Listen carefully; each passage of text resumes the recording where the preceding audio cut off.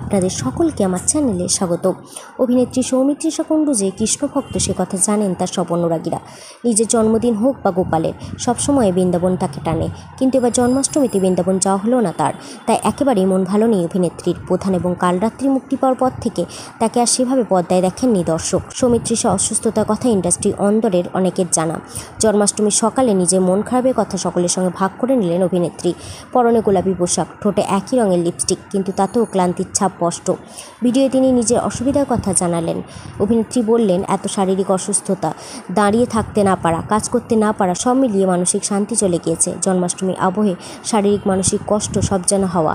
বারবার মনে হচ্ছে যদি ছুটে বৃন্দাবনে চলে যেতে পারতাম, কিন্তু এখন এতটা যাওয়া সম্ভব নয়। জীবনের যে কোনো বিশেষ দিন বৃন্দাবনে উদযাপন করতে ভালোবাসেন নায়িকা।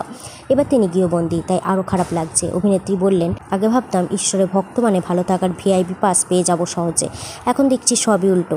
যে ঈশ্বরের ভক্ত তাকে বেশি কষ্ট পেতে হয়, পরম ভক্ত হওয়ার পরীক্ষা দিতে হয়।